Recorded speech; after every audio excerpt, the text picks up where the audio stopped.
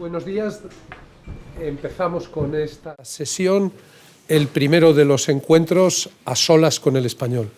Y nuestro primer invitado es el secretario general de Podemos, Pablo Iglesias, que irrumpió el año pasado en la política española con tanta fuerza como la que nos gustaría que fuera la del español en su irrupción en el periodismo. Ya nos gustaría, ahora que está en declive, tener al cabo de un año el 15% de la cuota del mercado de nuestro sector. Bueno, sin más preámbulos y agradeciéndole su asistencia, empezamos con la entrevista. El primero que va a hacer preguntas va a ser Daniel Basteiro. Bienvenido al español, Pablo Iglesias. En mayo de 2014 no ganaron las elecciones, pero sí obtuvieron una victoria sin disputa. Tan solo en enero de este año había encuestas que situaban a Podemos como el primer partido del país. La situación ha cambiado totalmente, son el tercero, en el mejor de los casos, o el cuarto partido del país, según esas mismas encuestas. ¿Qué ha pasado? ¿Por qué ese desgaste de Podemos? Lo primero, felicitaros y animaros. Yo creo que son tiempos de cambio en todo, en la política, pero también en el periodismo. Y creo que igual que las cuotas políticas se han redefinido, creo que las cuotas de mercado también se van a redefinir. Y son tiempos para lo nuevo en la política, lo nuevo en la economía y estoy convencido que también en el periodismo. Y este estilo que veo creo que apunta en una dirección muy interesante. Las encuestas decían un mes antes de las elecciones europeas que nosotros íbamos a tener entre 0 y 1. Las encuestas fueron incapaces de predecir que en Madrid nada más y nada menos que Esperanza Aguirre iba a ser derrotada por Manuela Carmena, que Teófila Martínez iba a doblar la rodilla frente a Kichi, que una activista antidesahucios que había llamado criminal al representante de las entidades financieras en el Congreso de los Diputados fuera la alcaldesa de Barcelona, o que Xulio o Pedro Santisteves sean alcaldes en Zaragoza y en Coruña. Creo que es un año de muchos cambios, en el que hay muchos elementos imprevisibles y a pesar de que algunas encuestas dicen que nosotros no estamos tan bien como antes... No son algunas encuestas, también son sus encuestas las que dirige Carolina Vescanza. Lo que parece, en cualquier caso, a pesar de lo que digan las encuestas, es que este año han cambiado muchas cosas. Los dos partidos viejos, todas las encuestas coinciden en que van a estar por debajo del 50% de los votos, que no solamente es una derrota sin precedentes para el Partido Popular y para el Partido Socialista, es un cambio de régimen político, es un cambio de sistema político. Nosotros hemos contribuido, y eso nadie lo niega, ni nuestros adversarios, a cambiar la política de este país. Incluso algunos dicen que el rey tuvo que dimitir precisamente después de lo que ocurrió en las europeas. ¿Usted cree que el rey dimitió por Podemos? Algunos dicen. Yo me ¿Por qué utilizas la palabra dimitir?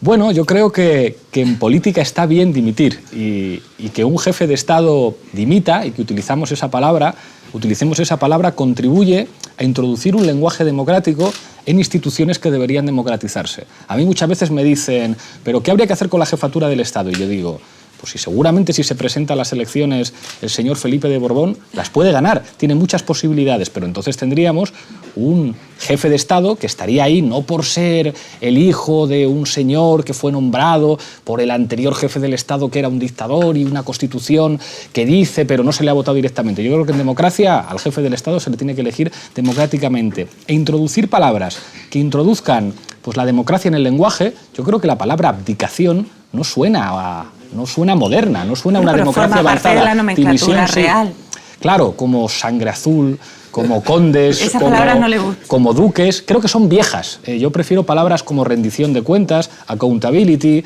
como dimisión, como, no sé, como revocabilidad de los cargos públicos. ¿Y por qué dimitió Juan Carlos? Dicen algunos que la monarquía fue la institución que primero se dio cuenta de que se estaba produciendo una crisis de régimen de verdad y que esto era o renovarse o morir, que había que cambiar las cosas. Y yo creo que la monarquía es una institución política muy inteligente. Lo dice alguien que no simpatiza enormemente, pero que reconoce la inteligencia también en el adversario. Y creo que se dieron cuenta de o cambiamos ya, o cambiamos de lo viejo a algo que parezca un poco más nuevo o vamos a tener un problema muy grave, porque todo el mundo reconoce que los peores momentos de la institución monárquica en España se produjeron en los meses previos a esa dimisión. Pero Podemos sacó 5 eurodiputados de 54. ¿En realidad cree que el rey dimitió, abdicó por su irrupción? Yo me he limitado a repetir lo que dijeron algunos. Pregunto. Y creo que ese resultado electoral fue síntoma de una serie de cambios. Cambios que fueron increíbles. O sea, de repente, en el Partido Socialista se va el viejo Rubalcaba y entra el joven Pedro Sánchez, que competía con otro joven, que a mí me cae mejor, que es Eduardo Madina. Se quita la corbata, se remanga la camisa, le ponen una mochila, empieza a organizar asambleas, nos llama populistas durante un tiempo, pero después dice que hay que hacer una renta garantizada y dice que hay que subirle los impuestos a los ricos. Que es como, ¿pero en qué quedamos, Pedro Sánchez? ¿No éramos unos populistas? Nos van copiando todas las cosas. Empezamos a ver veinteañeros y treintañeros en los programas de televisión, que nunca se había visto. La palabra casta, que algunos dicen, ¿pero por qué no la decís tanto ya? Bueno, porque cuando, como decía Machado, hasta que el pueblo las canta, las coplas no son, y cuando el pueblo las canta, las coplas no tienen autor. Hemos conseguido que esa palabra se normalice. Todos hablan de casta ya. Incluso en los medios de comunicación se empiezan a ver otro tipo de estilos. Es decir, Jordi Évole hizo un programa el otro día que era inimaginable en España antes. Yo creo que nosotros, modestamente, hemos contribuido a que, como decía Alfonso Guerra hace muchos años, este país en este año y medio no lo conozca ni la madre que lo parió. O sea, nadie se podía imaginar hace año y medio que estas cosas habrían podido cambiar. Ahora nos dicen muchos, conformaos, no está mal, vais a estar en el 15, en el 18%. Decimos, no nos conformamos, vamos a dejarnos la piel porque el cambio tiene que llegar también a la presidencia del gobierno. Y sin embargo, todo este cambio que usted describe es paralelo a una pérdida de apoyo que señalan todas las encuestas y, repito, incluso las suyas, ¿no? ¿Le ha pasado factura estas propuestas de máximos de asaltar los cielos? ¿Cuánto puede realmente Podemos en este momento? Por suerte, las composiciones parlamentarias no las deciden las encuestas, las deciden los ciudadanos votando. A muchos les gustaría que no se votara, que se hiciera una media. Y a ustedes en Cataluña quizás les gustaría que hubiera acertado la encuesta. Nos gustaría que se votara. Sport. En el caso de Cataluña, nosotros fuimos los únicos que dijimos hemos tenido un mal resultado. Convergencia y Unió, que tuvo Convergencia Democrática de Cataluña menos escaños que nunca, salen a celebrar. El Partido Socialista pierde 5 escaños, salen a celebrar. El Partido Popular, que se dio un golpe tremendo en las elecciones catalanas, hasta tuvo que llegar a Aznar para escuchar algo de autocrítica. Y nosotros salimos diciendo, a pesar de que es la primera vez de que nos presentamos en Cataluña, a pesar de que hemos tenido 11 escaños, decimos, resultado decepcionante, no nos gusta, no estamos a gusto. Y sin embargo, al día siguiente, todos los que nos habían atacado en la campaña, por un lado decían que éramos como Aznar, por otro lado decían que éramos independentistas, todos al final quieren sumar nuestros votos a los suyos. De repente, para Convergencia Democrática ya no somos Aznar y de repente para Ciudadanos y para el PSOE formamos parte del bloque que dice no se puede votar en Cataluña. Y nosotros hemos mantenido una posición de responsabilidad de Estado. Es decir, nosotros no queremos que Cataluña se vaya de España. Ahora bien, nosotros pensamos que si el 80% de los ciudadanos en Cataluña quieren votar, que voten. Y yo como presidente del Gobierno asumo promover ese referéndum y pediré que Cataluña se quede dentro de España con otro encaje constitucional. ¿Pero usted cree entonces que la soberanía es troceable? Es decir, que son los catalanes y solo los catalanes los que tienen derecho a decidir sobre su futuro. ¿Cuál es la unidad de la soberanía? La comunidad autónoma, la provincia, la ciudad, el barrio, la comunidad de vecinos. Es decir, ¿usted cree realmente que cada comunidad autónoma es la titular de su soberanía? Yo creo, Pedro, que no se puede poner puertas al campo. Y hemos visto en una de las democracias más consolidadas del mundo, la británica, como la Cámara de los Comunes decía, ok, un referéndum en Escocia. Y yo creo que no ha llegado el apocalipsis. Las soberanías se fundamentan en las voluntades colectivas. Para mí lo que define en democracia lo que se tiene que hacer es la voluntad colectiva de los ciudadanos. Y creo que lo que ocurre en Cataluña es algo a lo que no podemos darnos la vuelta. Si el 80% de los catalanes quieren votar, y es evidente que Cataluña tiene una serie de particularidades propias y específicas que la diferencian de otras unidades territoriales, y eso es así, eso nos guste o no nos guste, es así. ¿Por qué no buscar una solución democrática en la que además yo estoy convencido de que la cuestión de la permanencia de Cataluña en un proyecto común es algo que con nosotros en el gobierno Está garantizado que la mayor parte de los catalanes, y esto lo reconoce todo el mundo, antes de que el Partido Popular empezara a hacer el bestia desde el gobierno, no había tanta gente en Cataluña que se quería ir. Había independentistas y siempre va a haber en Cataluña. Pero es que mucha gente ha entendido, yo me quiero independizar del PP. Y el señor Artur Mas sabe perfectamente, y por eso nos ataca tanto, que si nosotros gobernamos en España, somos la principal garantía de que España no se rompa. Pero quien está rompiendo España es el Partido Popular. Eso que usted dice no tiene ningún reflejo en las urnas. Es decir, su fuerza política en Cataluña, que además es una amalgama y una plataforma con otras, está muy por detrás de otras fuerzas políticas en un panorama fragmentado y muy plural. Dice, con nosotros nos iría, pero se acaban de perder las elecciones en Cataluña de manera muy clara, ¿no? Le haría una pregunta. ¿Es posible imaginar que alguien que ha votado Ciudadanos o Partido Socialista votara a Junts pel Sí? Yo creo que es imposible pensar eso. ¿Es posible imaginar que alguien que haya votado Junts pel Sí o la CUP votara al Partido Socialista o a Ciudadanos? Imposible. Pero todo el mundo reconocerá, piense como piense, que es posible que gente que ha votado Ciudadanos y PSOE vote por Podemos y gente que ha votado a la CUP y a Junts pel Sí vote por Podemos en las elecciones generales. Nosotros hemos pagado caro en las elecciones catalanas nuestra postura, pero creo que en las elecciones generales se puede producir lo que muchos politólogos ya están viendo, que nosotros somos la única fuerza que puede hablar con todos en Cataluña. La única fuerza política en la que alguien que ha votado PSOE o Ciudadanos o la CUP y Junts pel Sí puede decir, para gobernar en España estos son los más responsables y los más razonables.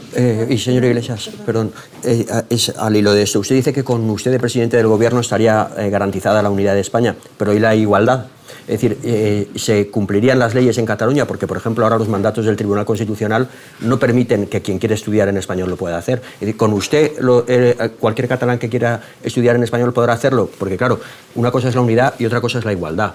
No se puede sacrificar quizá una cosa a la otra. Le voy a responder de una manera muy clara. He estado en Cataluña el suficiente tiempo como para tener claro que allí no hay un problema lingüístico de convivencia de lenguas. Eso sí, en Cataluña hay niños estudiando en barracones como consecuencia de las políticas del señor Mas, que en esto son iguales a las políticas del Partido Popular en la Comunidad Valenciana. Si nosotros gobernamos, vamos a asegurar que en Cataluña, como en cualquier otro lugar del territorio nacional, las escuelas públicas van a ser las mejores posibles y que vamos a proteger los servicios públicos. Y con respecto a las leyes, si algo se hizo mal, fue esa decisión del Tribunal Constitucional, que actuó como no tenía que actuar, diciendo a los catalanes que habían votado mal. Si el Tribunal Constitucional hubiera actuado como había que actuar, con responsabilidad de Estado, ahora no tendríamos ese problema. ¿Qué quiere usted decir con eso? ¿Que el Tribunal Constitucional debería haberse abstenido de juzgar la constitucionalidad del Estatuto?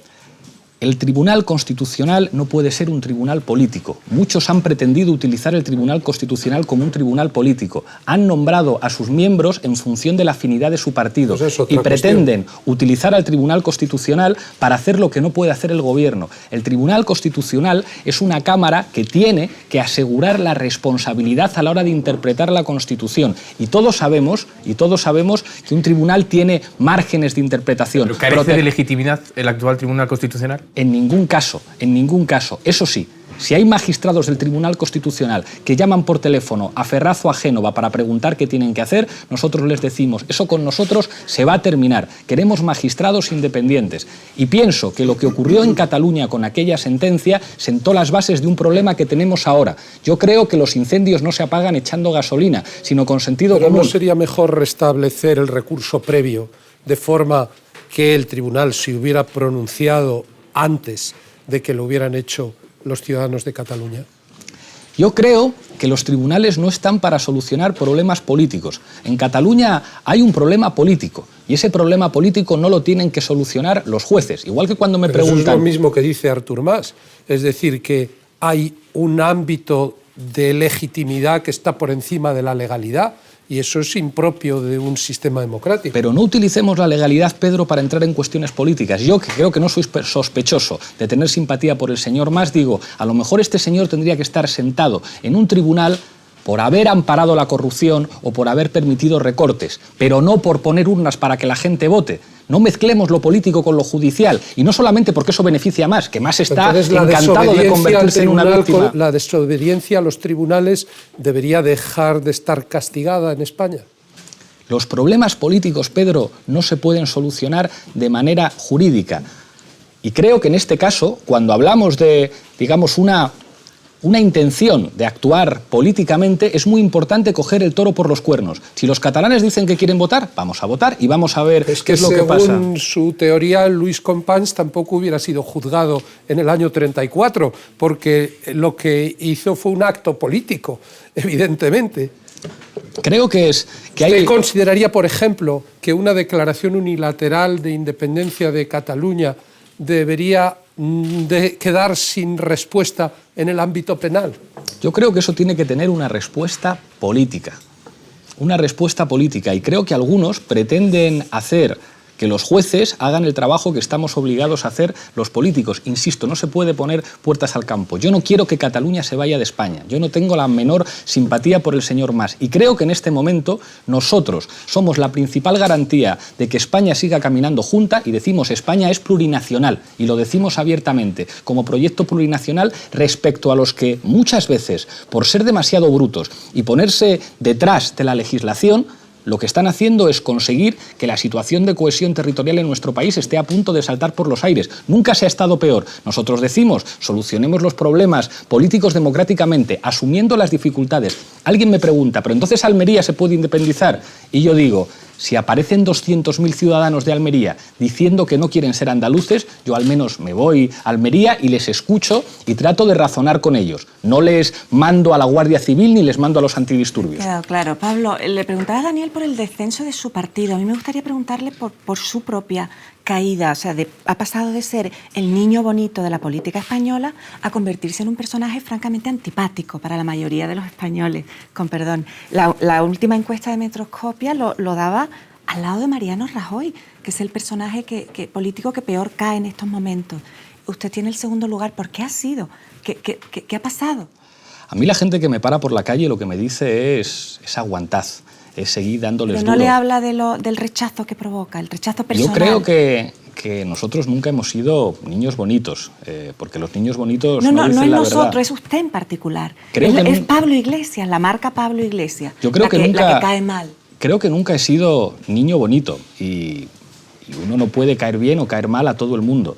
Y creo que quien se preocupa cuando se levanta por la mañana de decir a todo el mundo lo que quiere oír y de ser simpático, a veces corre el riesgo de mentir. A nosotros nadie podrá decir que no somos honestos, que no decimos la verdad y que no somos claros. Yo dono 2/3 de mi sueldo. Si eso hace que a alguna gente le caiga mal, pues muy bien, pero no voy a mentir, ni me voy a vestir de otra manera, ni me voy a cortar el pelo, ni voy a tratar de simular una sonrisa, porque me parece que en este país algunos están muy preocupados por caer bien y por adornarse con perfumes y poco preocupados por solucionar los problemas de la gente. Y mire usted, yo vivo en un barrio popular donde es muy raro que vivan los políticos que dicen que caen bien a todo el mundo. Y cuando la gente de mi barrio me para, me dice, estamos orgullosos que alguien de Vallecas pueda llegar a ser presidente. Y si luego hay otra gente que en otros sitios, pues no lo sé, prefiere a gente que lleva mucho dinero en la ropa que lleva, me refería máximo a las respeto. Encuestas, algunos incluso de su propio partido, lo achacan a una especie de síndrome de María Callas, un poco como de ego gigante, ¿no? Como no tiene nada que ver con el pelo ni con dónde viva, sino que su ego quizás sea demasiado grande para un partido tan nuevo. ¿Qué tiene que decir a eso? Nosotros tenemos un compromiso con la gente y estamos dispuestos a defender a la gente siempre. Y eso a veces implica que también el orgullo de saber de dónde venimos se nos nota. Que en este país nadie imaginaba que alguien que viviera en Vallecas y que alguien que hablaba un lenguaje claro y alguien que no se pone corbata y alguien que se siente incómodo en las recepciones oficiales que cuestan mucho dinero a los ciudadanos pueda hacer política. Y yo sé que eso molesta muchísimo y creo que nadie como nosotros, y en concreto yo, ha sido tan atacado. Eso es una cosa buena, eso revela que hay cosas que están cambiando en este país.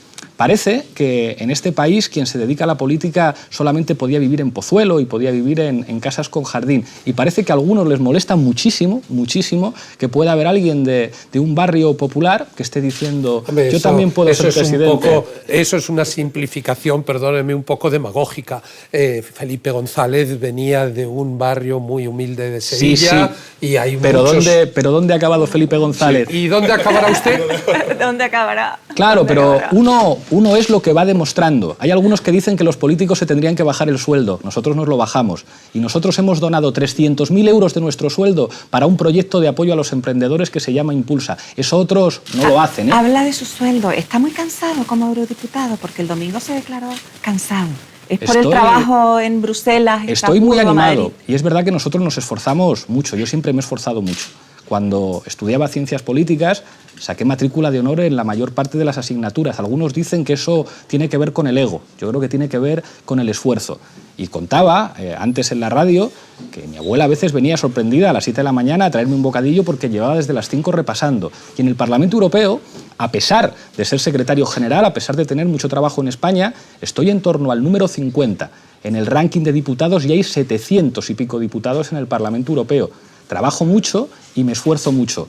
Hay algunos que, sin embargo, dicen, no, lo importante es caer bien y ser simpático. Bueno, yo estoy acostumbrado a esforzarme mucho. Todas las cosas que he conseguido en la vida tienen que ver con el esfuerzo. A diferencia de algunos en este país que si conseguían cosas era por el apellido que tenían o por estar cerca del poder. Y a los que hemos trabajado y nos hemos esforzado mucho para conseguir las cosas, es verdad que a veces se nos puede notar en la mirada el esfuerzo, porque cuando tienes que trabajar mucho se te nota. Cuando tienes que trabajar 15 horas se te nota, pero no hay nada que no cure un buen fin de semana. Si está usted cansado, antes de empezar la campaña electoral, no me puedo imaginar lo cansado que estará si usted es presidente del gobierno. ¿Usted no es consciente de que este cansancio antes de empezar no es un buen presagio para los españoles a los que tendría que gobernar? No estoy cansado, estoy como una moto, estoy muy animado.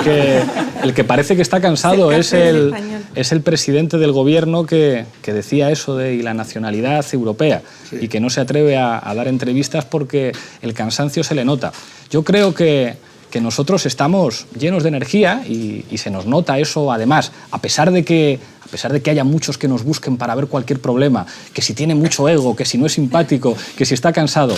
No se preocupen que nos sobra energía para sacar adelante este país. Señor Iglesias, por alusiones, yo es que vivo en Pozuelo, pero no soy político. Y además en Pozuelo creo que tienen un concejal, que creo que es la primera vez en la historia que tiene un concejal. Ayer usted hablaba de Rajoy y demás como patriotas de la cartera. ¿Qué tipo de patriota es Pablo Iglesias? Pues quien entiende que el patriotismo no tiene tanto que ver con la bandera que uno lleva en la pulsera, que me parece muy bien, sino que tiene que ver con sentirte orgulloso de tus hospitales, que tiene que ver con sentirte orgulloso de tus escuelas y de tus universidades, con sentirte orgulloso de que en tu país los mejores investigadores no se tienen que ir a trabajar a otro país y que aquí van a tener una oportunidad, sentirte orgulloso de tener un transporte público espectacular, sentirte orgulloso de que las instituciones protegen a la gente. Yo he estado en Estados Unidos unas cuantas veces y me indigna que haya gente que se tenga que morir porque no tiene un seguro privado para que le curen el cáncer o le curen cualquier enfermedad. Y yo me siento orgulloso como español de que en mi país haya una sanidad universal en la que a cualquier persona le van a atender los mejores profesionales. A los que ponen en riesgo eso, a los que ponen en riesgo la sanidad y la educación, yo les llamo lo que son, traidores a la patria. ¿Usted se siente español? Claro que me siento español. Señor Iglesias, volviendo al asunto de las valoraciones, que yo sepa, Alberto Garzón tampoco vive en Pozuelo, tampoco viste corbata y creo que está un poco en su espectro político. Pero, sin embargo, cada vez está mejor valorado en las encuestas, al revés que usted.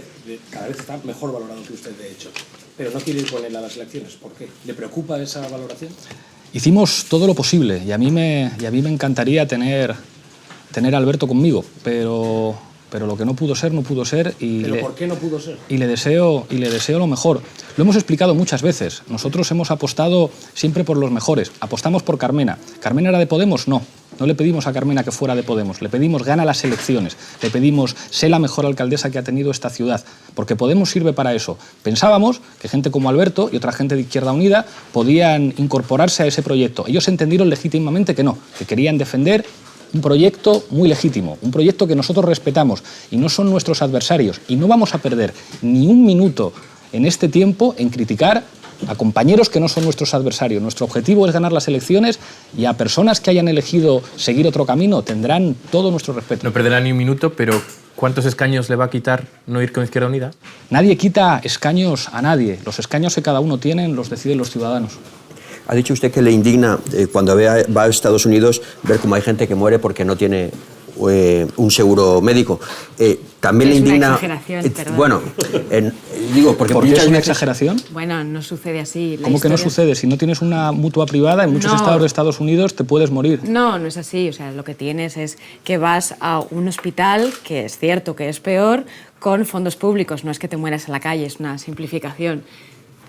No sucede así. Sí sucede así, pero bueno. Bueno, yo le quería preguntar, ya que ha cruzado Hombre, el charco... las calles de los Estados Unidos no están hay gente llenas de muriéndose. cadáveres que deban ser Bueno, pero no es recogidos eso. al amanecer. En ¿no? las calles de los Estados Unidos, y yo he estado y me encanta ese país, se ven unos niveles de mendicidad que a mí me avergonzaría ver en mi país. Que la primera potencia mundial tenga el número de mendigos que hay en Estados Unidos es una vergüenza.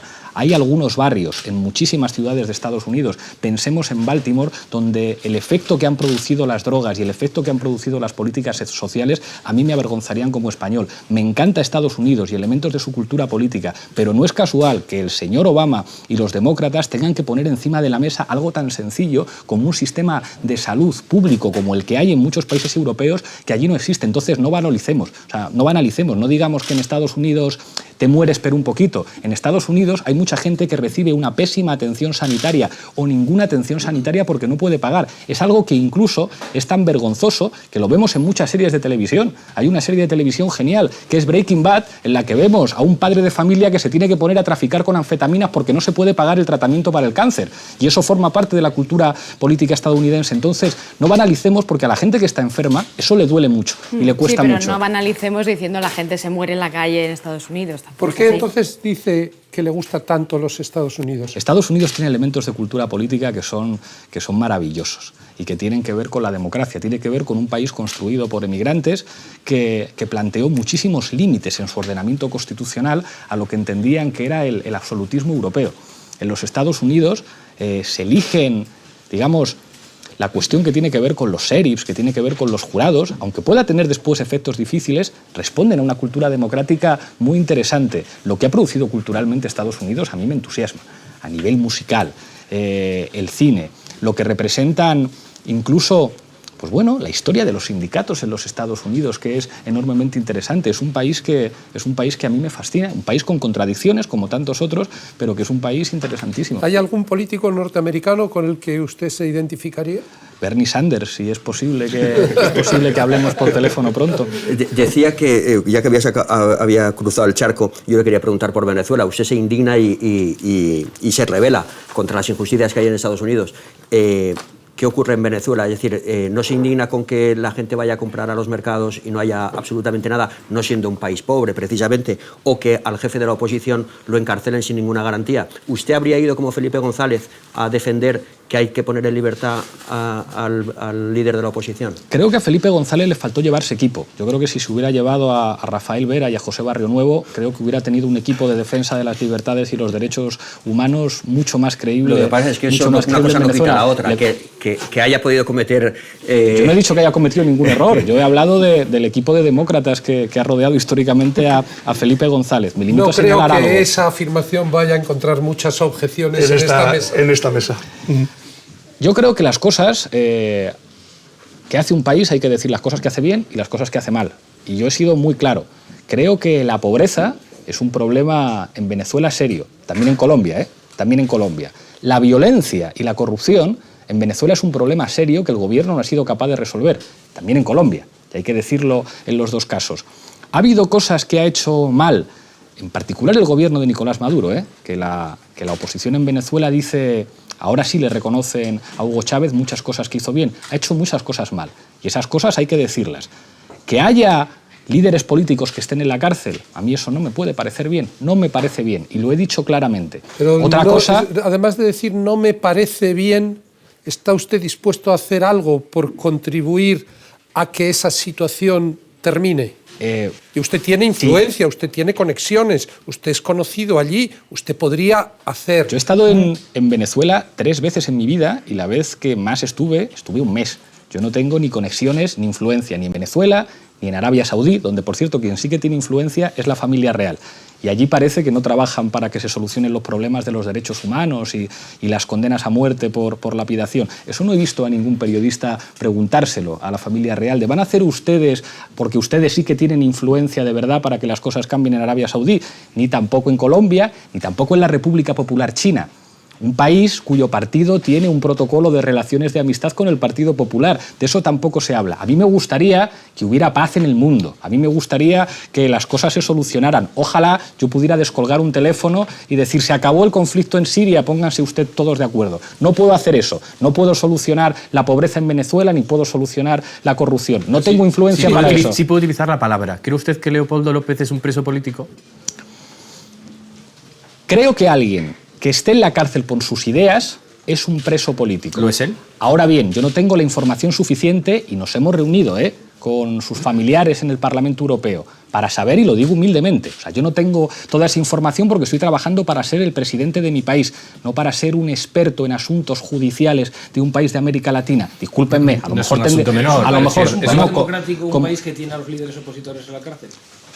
Depende. A mí me parece muy mal que haya líderes políticos en la cárcel. Lo que pasa es que habrá que distinguir. Y aquí yo quiero, digamos, ver lo que ocurre finalmente si alguien está en la cárcel por cometer un delito, que eso todo el mundo lo tiene claro, ¿eh? Aquí parece que a algunos de ustedes no les parecería mal que Artur Mas estuviera en la cárcel por cometer un delito. Imagínense ustedes una mesa en otro país en la que les preguntaran, ¿a usted les parece que Artur Mas ha cometido un delito?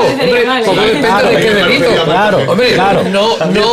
No por convocar un referéndum. Claro. Nadie está hablando de que Artur Mas pueda ir a la cárcel por convocar un nadie referéndum. está hablando de eso. Pero a mí me parecería bien que si él ha vulnerado una ley que está castigada con el delito de inhabilitación, fuera castigado a esa pena. Una cosa, yo les voy a ser claros. Una cosa es la inhabilitación y otra cosa es meterte en la cárcel. Quien cometa un delito, sea político o no, yo digo que tiene que estar en la cárcel. Y creo que a veces destruir la sanidad de tu país tendría que ser algo que está en el Código Penal. No hablamos de eso, hablamos de Venezuela y no sé si ha dicho usted que no estaba informado. Eso es lo que tenemos que concluir, que no tiene opinión sobre Leopoldo López.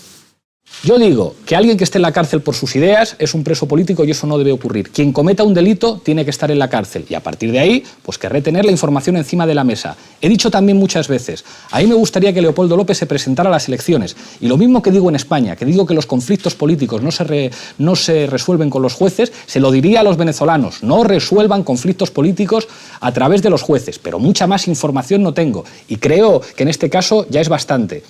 En Venezuela hay elecciones. Hay elecciones a las que van como observadores internacionales diputados del Partido Popular, diputados del Partido Socialista. A veces las ganan los que gobiernan y a veces las ganan otros. ¿Eso quiere decir que en el país no puede haber problemas democráticos? Claro que los puede haber, como en otros países del mundo. Pero yo tengo una preocupación, tengo la intuición, a lo mejor me equivoco, ustedes me corrigen, de que en España de repente algunos tienen una obsesión con hablar a lo que ocurre a 3.000 kilómetros, porque si hablamos de las cosas que están ocurriendo en España, entonces resulta ya que las cosas se ponen más difíciles. A lo mejor es una intención mía equivocada, y Venezuela siempre ha sido un país de objeto de interés en este país en los últimos 30 años. Su amigo Juan Carlos Monedero siempre ha sido un país de interés, más que nada porque usted ha ido 3 veces, pero él ha ido unas cuantas veces más. Igual él sí tiene algo más de conexiones para ayudar en este caso, pero en todo caso, ¿echa de menos a Juan Carlos Monedero en Podemos? No le echo de menos porque hablo con él pues, prácticamente todos los días. ¿En el partido? Y Juan Carlos Monedero está haciendo un trabajo en el partido fundamental. Juan Carlos Monedero se está pateando los círculos y está haciendo un trabajo que lo está haciendo de maravilla, actuando como lo que es él, como un intelectual crítico, con un magnífico espíritu aguijoneador que es fundamental en política. Y si no hizo nada malo, ¿por qué Dios se pasó atrás? Usted ha dicho que él no hizo nada malo.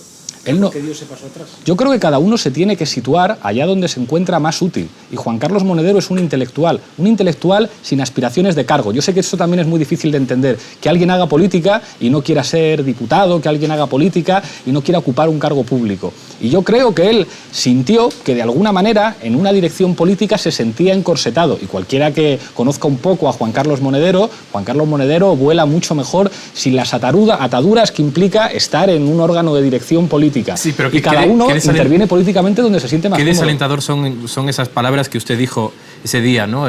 Monedero es un intelectual que no puede volar en un partido formal, teniendo en cuenta que Podemos, cuáles son sus orígenes, que Podemos quiere ser precisamente un partido distinto, ¿no? Qué desalentador para los intelectuales saber que no tienen espacio en Podemos. Yo creo que no se puede generalizar. Cada persona es un mundo y cada uno puede encontrar un espacio particular. Si yo le pregunto a usted si usted quiere estar en un partido, seguramente usted me contesta: yo prefiero ser periodista y prefiero intervenir en la realidad social siendo periodista. Qué triste el país donde los periodistas no quieren intervenir en los partidos. No, pero yo no le niego el derecho a nadie ni digo que no puedan ser. Usted es el mismo que dice que Podemos no se puede volar. ¿A quién he negado? No, usted ha dicho que él necesitaba volar y no podía hacerlo en Podemos porque era un intelectual. Eso lo ha dicho usted. Yo no lo he dicho así. He dicho que Juan Carlos Monederos, cuando vuela alto, se siente más cómodo y eso es mejor para Podemos. Es como la responsabilidad. Es como alguien que estaba trabajando en la sección de deportes, de repente resulta que trabaja mucho mejor en la sección de opinión. ¿Han prohibido ustedes a alguien trabajar en la sección de deportes? Qué horrible que alguien que tenga que ir a la sección de opinión... Perdóneme, para que no nos vayamos del asunto del que estábamos hablando, una pregunta de sí o no. ¿Podemos ha sido financiado directa o indirectamente por el gobierno de Venezuela? No. ¿Podemos ha sido financiado directa o indirectamente por el gobierno de Irak? No, de Irak. Perdón, de Irak. No, ni de Irak, ni de Irán, ni de Siria, ni de Portugal. Hablando de... Es decir, usted sostiene que Podemos no ha recibido nunca dinero de ningún país extranjero. Jamás. Y cuando dice que indirectamente tampoco, eso incluye actividades vinculadas a Podemos como su propia emisora de televisión. Yo no soy propietario de ninguna emisora de televisión. Y la emisora de televisión de Podemos funciona como independiente y nunca ha tenido que ver con Podemos. El caso de La Tuerca ni con Podemos ni con Venezuela. Yo creo que nosotros podemos presumir de que nuestras cuentas están claras, de no haber tenido dinero nunca, porque yo creo que basta ver La Tuerca y basta ver los platós en los que rodábamos y basta ver los medios técnicos que teníamos como para que resulte cómico que alguien diga que eso estaba financiado a través de un gobierno extranjero. Y creo que en este país lo que hace falta, y creo que en El Español sois ejemplo, que haya más gente que trabaje desde los medios de comunicación, desde la independencia. Yo sé, porque me lo dijiste el otro día, Pedro, que vosotros no habéis pedido un duro a nadie, un euro a nadie para hacer este periódico y que teníais más capacidad de conseguir, pues tanto que tú como otra gente os ayudara. En La Tuerca, por suerte, pues siempre hemos contado con lo poquito que éramos, que era muy modesto, y eso se ve en las cosas que hacemos. Es decir, que si alguien presentara pruebas de que Podemos o alguna de las actividades de Podemos han sido financiadas por Venezuela o por Irán, esa documentación no sería auténtica. Efectivamente, efectivamente. Hablando de personas que vuelan alto, Albert Rivera lo ha desplazado en las encuestas, pero parece que también en algunas propuestas, ¿no? Me refiero sobre todo a las de regeneración democrática. ¿Cree que Ciudadanos y Albert Rivera le han quitado esa bandera o ese reclamo electoral, ese motivo por el que alguien podría votar a Podemos, lo está capitalizando Ciudadanos? Es llamativo que en el Parlamento andaluz Ciudadanos se haya puesto de acuerdo con Lo Viejo, con el Partido Popular y con el Partido Socialista para cerrar una comisión de investigación sobre la corrupción. Creo que, por desgracia, eso ha hecho perder mucha credibilidad a Ciudadanos. Y lo lamento, porque creo que con Ciudadanos en política económica, mientras estén tan cerca del Partido Popular, mientras Garicano siga siendo el hombre de Faes, mientras sigan con recetas viejas, no nos vamos a poner de acuerdo. Pero a lo mejor en medidas de transparencia sí nos podíamos poner de acuerdo. ¿Con Ciudadanos no podrían pactar el próximo gobierno? ¿Eso es lo que está diciendo? Lo que estoy diciendo es que en política económica, mientras sigan en Lo Viejo, va a ser muy difícil entendernos. Pero a lo mejor en elementos que tengan que ver con regeneración democrática sí nos podemos entender. ¿Usted no apoyaría a Albert Rivera como presidente? Es lo que me refiero a un acuerdo de gobierno, no medidas concretas en el Parlamento. Si la pregunta es si nosotros ganamos las elecciones y nosotros buscamos apoyos para formar gobierno, ¿nosotros estaríamos dispuestos a dialogar con todo el mundo? La respuesta es sí. La pregunta es más bien la contraria. Nosotros no contemplamos a priori un escenario distinto, y eso es una cuestión metodológica. Si usted pregunta a Rafa Benítez el día antes de la final de la Champions qué dirá el lunes en función del resultado, le contestará: mire usted, yo estoy pensando ahora en ganar el partido, el lunes ya veremos. Digo, en política económica no nos vamos a poner de acuerdo. Es imposible investir a un presidente con el que no estés de acuerdo en política económica. Ahora bien, en otras cuestiones, quizás sí, quizás sí. Si nosotros ganamos, que es el escenario que contemplamos, a lo mejor en esas cosas podemos entendernos con Ciudadanos y a lo mejor en otras cosas, si estamos por encima del Partido Socialista, nos podemos poner de acuerdo con el Partido Socialista. Porque además creo que se ha demostrado, en el caso de Madrid, en el caso de Cádiz, que cuando el Partido Socialista está por debajo de Podemos se pueden llegar a acuerdos beneficiosos para los ciudadanos. Pero usted dice que no contemplan otro escenario y habla de Rafa Benítez, pero no hay que irse muy atrás en el tiempo. Carolina Vescanza la semana pasada: somos realistas, en estos momentos creemos que no estamos en condiciones de liderar un gobierno en nuestro país. Son palabras textuales en base a sus propias encuestas. Son palabras sacadas de contexto. No, lo dijo 3 veces. Son palabras sacadas de contexto. Son palabras sacadas de contexto porque Carolina estaba hablando de los resultados de una encuesta. Cuando hablas de los resultados de una encuesta, te refieres a los resultados de una encuesta. Una encuesta no determina quién va a ganar unas elecciones. Una encuesta marca tendencias. En esa encuesta lo que se decía es que Podemos estaba en una situación en la que podía ganar las elecciones. Entonces yo creo que está bien no sacar las palabras de contexto. Nosotros sabemos, y yo creo que eso lo saben todos los actores políticos, que las opciones que hay en un año de absoluta imprevisibilidad son enormes, son enormes. Y parece que hay algunos muy preocupados en tratar de combatir la realidad. La realidad es que nadie sabe quién va a ganar estas elecciones generales. Y parece que hay algunos obsesionados en sacar encuestas que digan la realidad es lo que digo yo. Y es como, mire usted, en democracia, la realidad es lo que va a votar la gente. Y llevamos 1 año y pico en el que las encuestas no han sido capaces de prever lo que iba a ocurrir en este país. Sí, ¿qué encuesta fue capaz de prever que el Partido Socialista y el Partido Popular fueran a estar por debajo del 50%? Que nos presentó Carolina Vescanza la semana pasada, repito, no es sacar de contexto, es: somos realistas, en estos momentos creemos que no estamos en condiciones de liderar un gobierno. En cualquier caso, ¿cuáles serían sus líneas rojas para pactar con Pedro Sánchez? Ya lo hemos dicho, lo fundamental es que nosotros estemos por encima. Una situación de Partido Socialista fuerte, ya sabemos lo que va a ocurrir, que el Partido Socialista se va con el Partido Popular y sigue apostando por las políticas viejas. Y creo que hay pruebas, es decir, creo que esto no es opinable. El Partido Socialista pactó la reforma del artículo 135 de la Constitución con el Partido Popular. ¿Que Sánchez quiere reformar? Claro, lo que pasa es que eso lo dicen ahora. En el momento en el que eso se pactó, el señor Sánchez era diputado y entonces no dijo nada. Entonces yo creo que todo el mundo se ha dado cuenta que en el discurso de campaña el PSOE trata de parecerse a Podemos, en todo, hasta en el aspecto estético. Sin embargo, al mismo tiempo, cuando habla con aquellos que han sido los responsables fundamentales de la crisis, cambia de discurso para muestra un botón. ¿Qué pasaba con la reforma laboral? ¿Usted colgaría un retrato suyo de la sede central de Podemos, de la fachada de la sede central de Podemos? Qué horror, ¿no?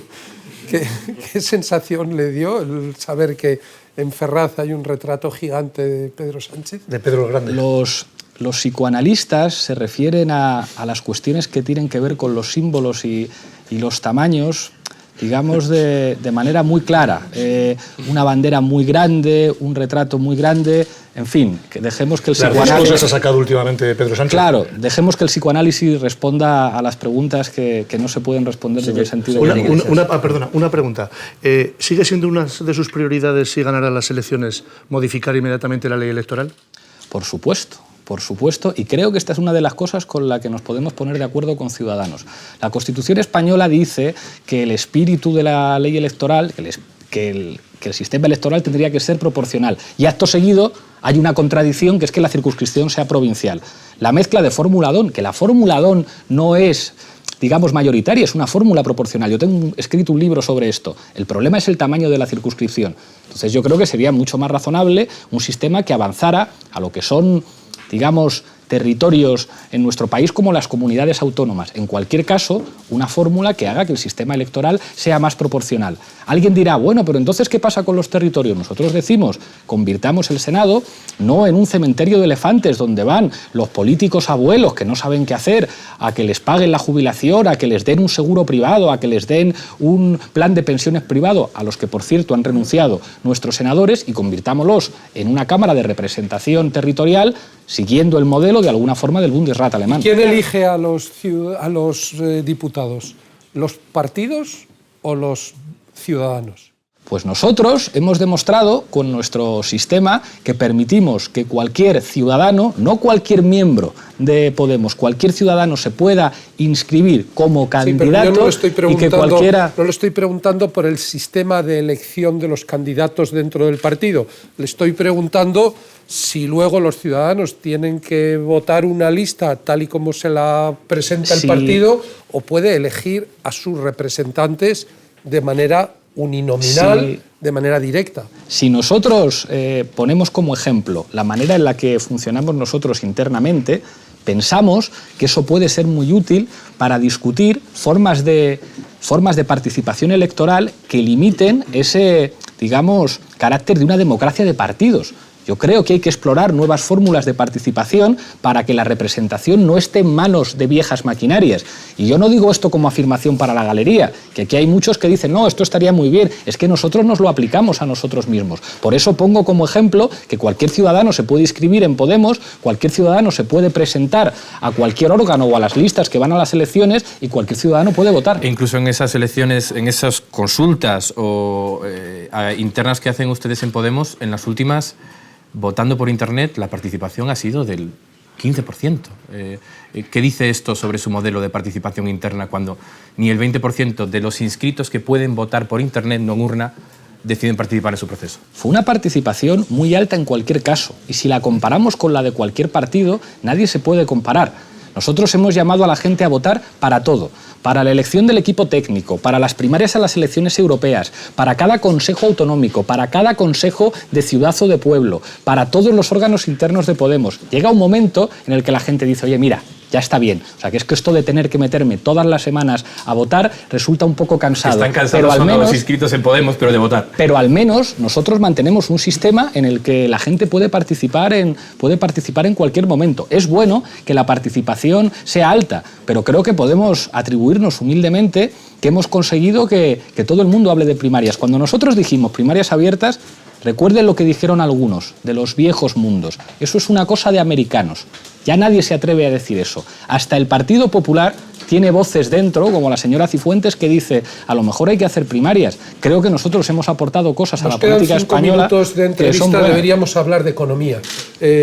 Yo quería preguntar por la renta básica.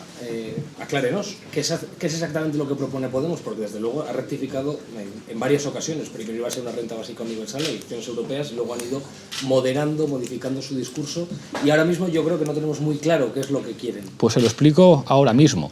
Nosotros nos hemos racionalizado, y eso es verdad, y nosotros nos hemos dado cuenta... ¿Es moderado? No me gusta esa palabra. Yo diría que nosotros hemos asegurado que lo que vamos a decir lo vamos a cumplir en tiempo y forma. Y la renta universal es un objetivo hacia el que caminar, pero nosotros tenemos que decir qué vamos a hacer la primera semana, la segunda semana y la tercera semana. Y planteamos que tiene que haber una renta mínima garantizada.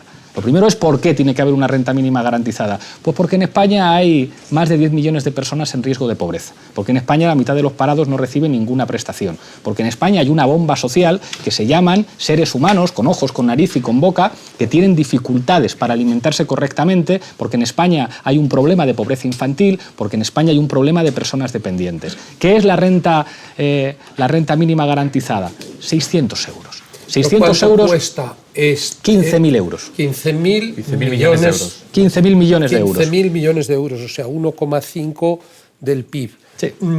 ¿Eso sería con cargo al déficit? Eso sería a través de lo que hay que hacer en este país, que es acercarnos a Europa. En este país, si tuviéramos el nivel de presión fiscal sobre las grandes fortunas que se tiene en Europa, tendríamos 90.000 millones más de euros. Alguien dice... ¿Qué es lo que sale caro? ¿Sale caro ayudar a la gente que está en situación de pobreza o en riesgo de pobreza? Yo digo que lo que sale caro es permitir la SICAV.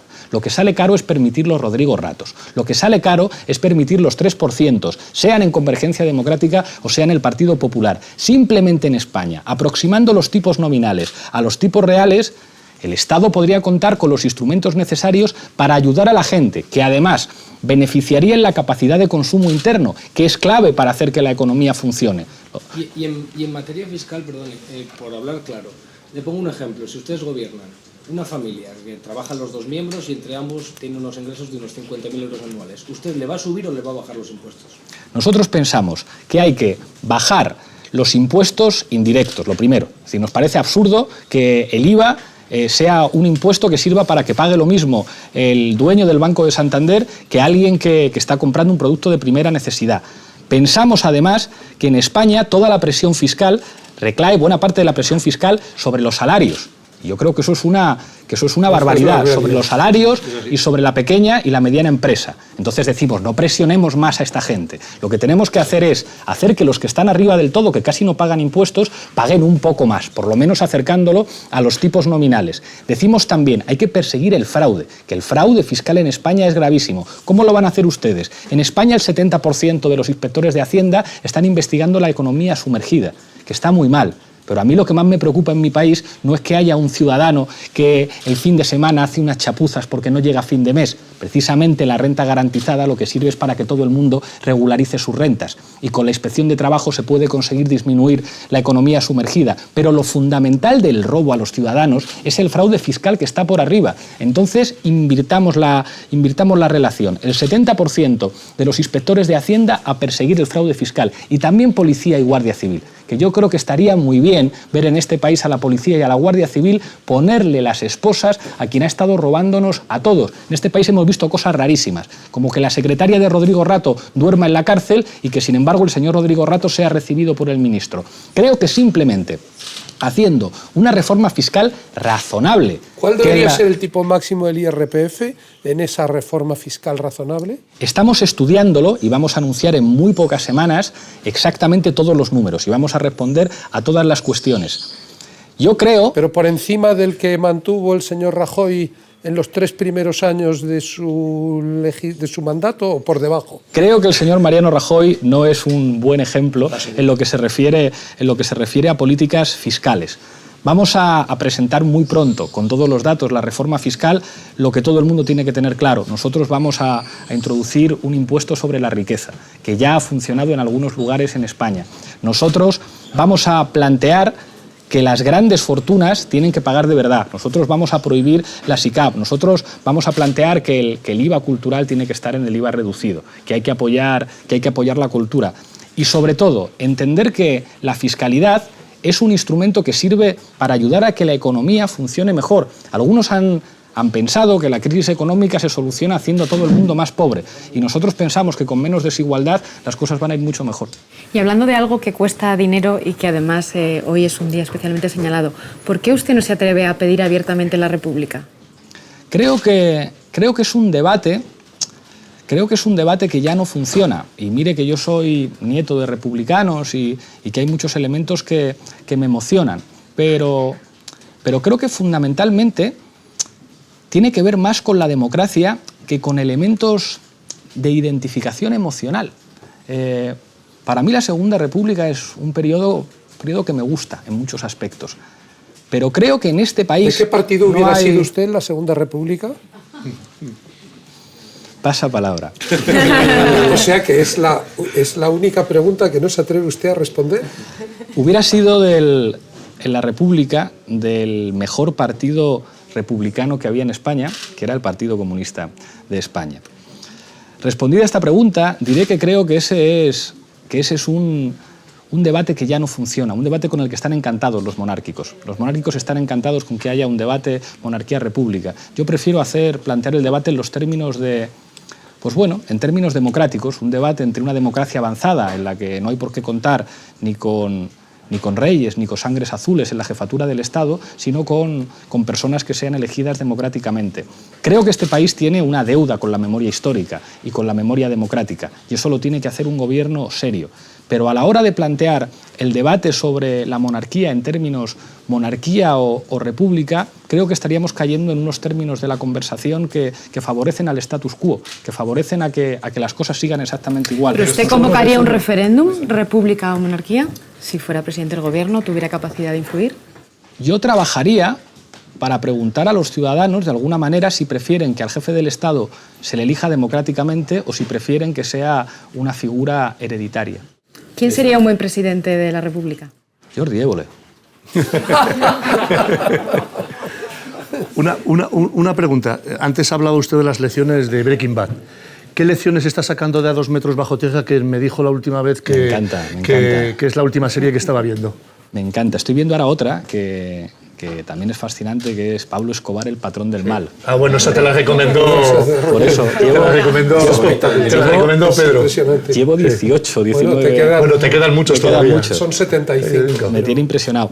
En A 2 metros bajo tierra yo creo que el sentido de la ironía es una de las cosas mejores de esa serie, que además tiene muchos elementos de realismo mágico, que a mí me encanta. Cuando, digamos, los muertos hablan... ¿Pero cuántas horas al día dedica usted a ver la televisión?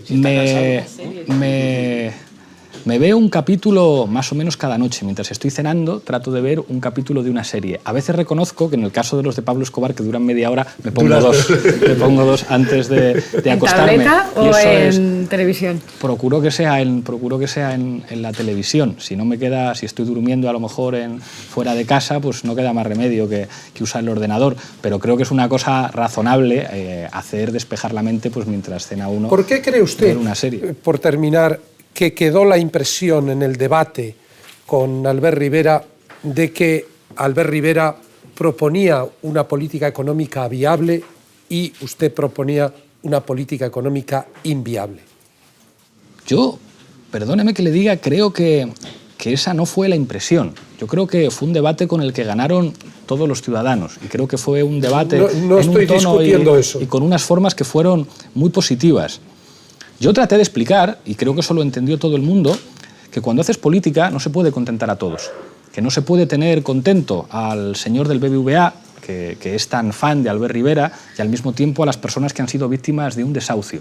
Y yo creo que eso la gente lo entendió, que hacer política es tomar decisiones difíciles, decisiones en las que dices, bueno, pues señor del BBVA, a mí me parece muy bien que usted haga su trabajo y usted exista, pero en esta contradicción que tiene usted con la mayoría de los ciudadanos de mi país, yo voy a ayudar un poco más a los ciudadanos de mi país. Creo que hacer política es eso, y me he dedicado profesionalmente a la ciencia política, y nosotros explicamos que tomar decisiones en política es elegir. Algunos creen, y tengo buena relación con Albert, y creo que en esto se equivoca, que se puede hacer una política, como decíamos antes, de simpatía hacia todos. Yo quiero caer muy bien al que desahucia y al desahuciado. Lo que insistía es en que había que hacer una política que creara riqueza. Y usted quedó encasillado en la idea de que hay que repartir lo que hay. Y, por lo tanto, de que como lo que hay es en buena medida pobreza, él quedó en el escenario de crear riqueza y usted en el de repartir pobreza. El problema es que las políticas que plantea Ciudadanos en economía, y esto no lo digo yo, lo dice todo el mundo, son las mismas que el Partido Popular. El jefe de economía de Ciudadanos es el señor Garicano, que trabajaba para la Fundación FAES. El resultado de esas políticas aplicadas por el Partido Popular no es discutible, lo tenemos encima de la mesa. Un número de parados escandaloso, temporalidad, gente que no llega a fin de mes, pobreza infantil, personas dependientes sin atender. Y parece que eso es lo que quiere hacer también Ciudadanos, que a mí me parece un error. Lo que nosotros decimos es los países más prósperos son los países menos desiguales y apostamos por una prosperidad fundamentada en menos desigualdad, que además es mucho más eficaz. Creo que en esto, y con Albert Rivera estoy de acuerdo en algunas cosas, pero creo que su política económica es vieja. Es la política económica que nos ha llevado al desastre. Una política económica que dice solvencia, pero tú puedes decir solvencia muy alto, puedes sonreír mucho, puedes vestirte muy bien, puedes peinarte, puedes ser simpático como un vendedor de preferentes que llega a una abuela y le dice, buenas tardes señora, le voy a vender la mejor preferente. El resultado de eso ya lo conocemos en España. Yo creo que hace falta quizá una actitud más humilde, una actitud quizá menos sonriente y decir, vamos a hacer las cosas bien, con seriedad y no vamos a estafar a nadie. ¿Jugamos al ping-pong? Venga, vamos a jugar. 10 minutos.